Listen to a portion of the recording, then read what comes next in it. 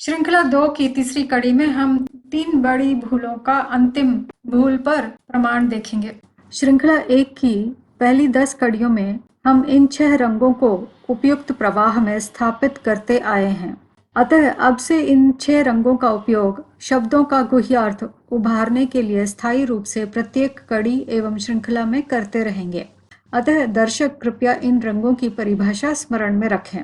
भगवान प्रत्येक युग में आता है, यह है तीसरी बड़ी भूल। चौथे अध्याय के 8वें श्लोक में कहा गया है, धर्म संस्थापनार्थाय संभवामि युगे युगे। गीता प्रमाणों से सिद्ध होता है कि भगवान मनुष्यों में दैवी गुणों माने संपत्तियों की स्थापना करने आता है। जब आसुरी संपत्तियों का अभ्युत्थान माने चरम सीमा पर होते हैं सभी मनुष्य, अतः धर्म की स्थापना का समय कलयुग का अंत ही है। जैन और वैदिक सृष्टि प्रक्रिया के अनुसार पापी कलयुग अंत में ही धर्म की संपूर्ण ग्लानि होती है। अब आते हैं युगे युगे शब्द के विश्लेषण पर।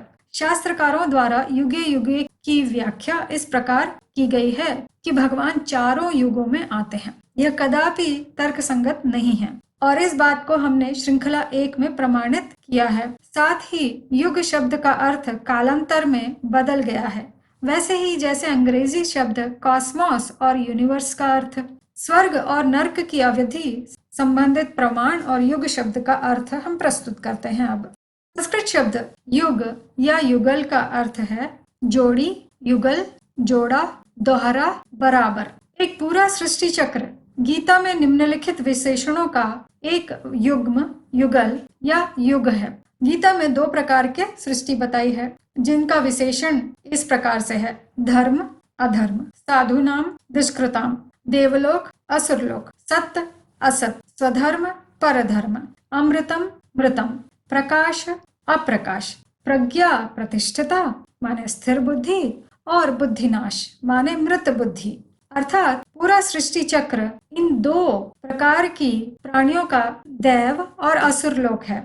एक युग स्वर्ग और नर्क माने ज्ञान प्रकाश रूपी दिन और अज्ञान प्रकाश या अंधकार में रात्रि का युगल है और यह आधे आधे अवधि का जोड़ा है, जैसे कि 12-12 घंटे का दिन और रात का जोड़ा होता है एक दिवस में। और सूर्य का उदय तो पहले दिवस की रात समाप्त होने पर अगले दिवस की सुबह के संगम पर ही होता है।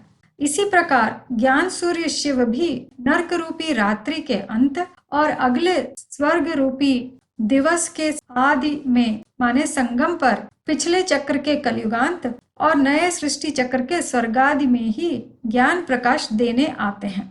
दिवस में जो 4 पहर होते हैं तो प्रत्येक पहर माने सुबह, दोपहर, सायं और रात्रि में सूर्य का उदय नहीं होता। एक दिवस में दिन और रात का अर्ध अर्ध का जोड़ा है और दिन में सुबह और दोपहर का एक चौथाई का युगल और रात में सायं और रात्रि का एक चौथाई का युगल होता है।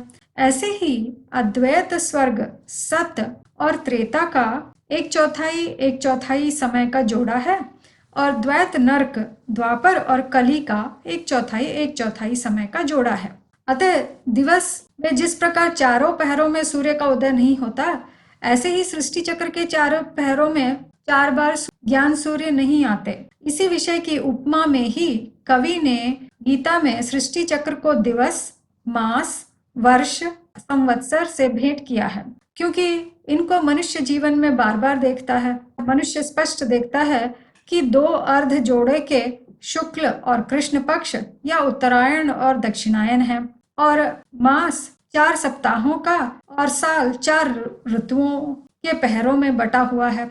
लेकिन नया महीना और नया साल 1 मास या 1 वर्ष के संपूर्ण समाप्त होने पर ही आता है ना।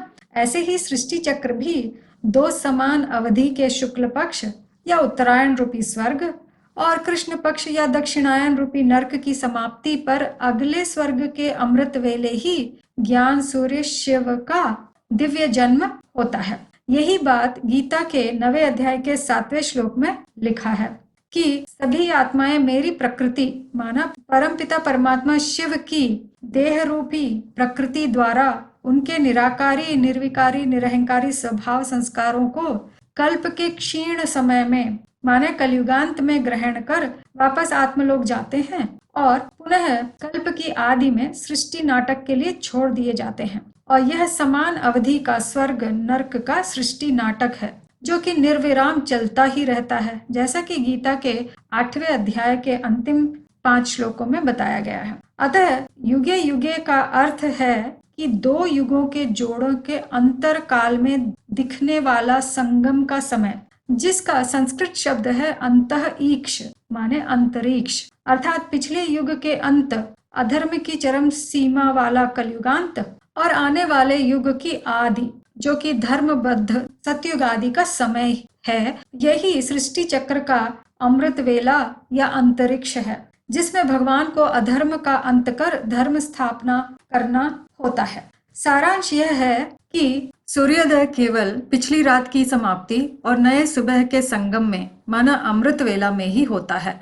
इसी प्रकार सृष्टि चक्र के चारों पहरों में ज्ञान सूर्य शिव नहीं आते, वे केवल पिछले कलयुगांत और नए सतयुग आदि के संगम माने सृष्टि चक्र की अमृत वेला में ही आते हैं, कलयुगी अति अधर्मी आसुरी मनुष्यों को धर्मी देवता बनाने। इसी सृष्टि चक्र की अमृत वेला अथवा अंतरिक्ष में ही परमपिता सदा अजन्मा एकमात्र बुद्धि स्वरूप शिव अर्जुन आदम या शंकर की देह रूपी रथ में आत्मा के स्थान में बैठ उसके दैहिक रथ को अपने बुद्धि स्वरूप नेतृत्व में चलाते हुए, जिसे शिव नेत्र कहा गया है, सब मनुष्यों के ज्ञान नेत्र खोलते हैं।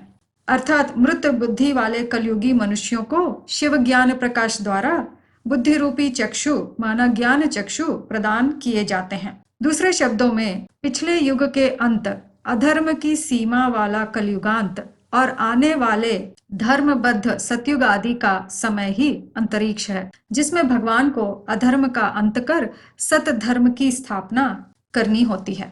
युग शब्द के संस्कृत शब्दार्थ द्वारा निष्कर्ष यह निकलता है कि सृष्टि नाटक स्वर्ग और नर्क रूपी 2 भिन्न प्रकार की मनुष्य पीढ़ियों का अर्ध अर्ध अवधि का एक जोड़ा युगल, युग्म या युग है। तो स्पष्ट है कि स्वर्ग भी सत्रेता का समान अवधि का युगल और नर्क द्वापर कली का समान अवधि का युगल है। अतः प्रमाणित होता है कि सृष्टि चक्र के चारों पहरों की अवधि समान होगी, न कि 4, 3, 2, 1 की निष्पत्ति में सत 4800 वर्ष का, त्रेता 3600 वर्ष और द्वापर 2400 वर्ष और कली 1200 वर्ष का नहीं हो सकता। इस बात का अतिरिक्त प्रमाण हमें ऋग्वेद और मनुस्मृति के श्लोकों में भी प्राप्त होता है, जिनको हमने अगली कड़ी में दर्शाया है। पुरातन सभ्यताओं से लेकर सभी विश्व धर्मों में वसंत विश्व माने स्प्रिंग इक्विनॉक्स का पर्व मनाया जाता है। यह स्वर्ग और नर्क रूपी सृष्टि चक्र के दिन और रात के समान अवधि होने के उपलक्ष्य में ही है। तर्क संगत प्रवाह में व्यवस्थित किए गए सभी श्रृंखलाओं को और उनमें प्रस्तुत कड़ियों को संपूर्णतया समझने के लिए क्रमानुसार ही देखें।